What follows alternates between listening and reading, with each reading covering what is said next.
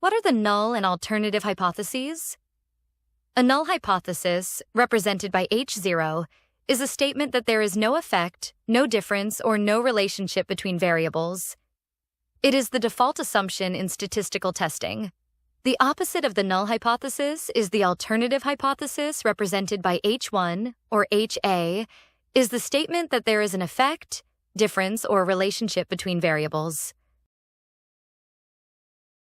What is a type 1 error? A type 1 error occurs when you reject the null hypothesis even though it is actually true.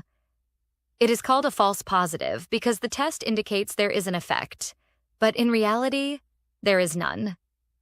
The probability of making a type 1 error is represented by alpha. What is a type 2 error? A type 2 error occurs when you fail to reject the null hypothesis, even though it is false. It is called a false negative because the test suggests there is no effect, when in reality, there is one. The probability of making a type 2 error is represented by beta.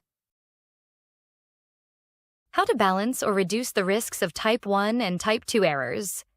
Type 1 and type 2 errors have an inverse relationship. Reducing one often increases the other. To effectively balance and minimize both errors, it is important to design a well-structured study with reliable measurements, rigorous procedures, and an adequate sample size. Specifically, consider the following.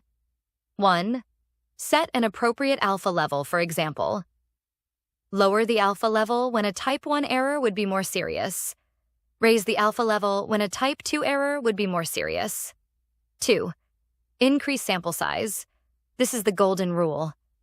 Larger samples improve statistical power and help reduce both types of errors. 3. Use strong research designs and reliable measurements to increase statistical power. 4. Control confounding variables to improve internal validity.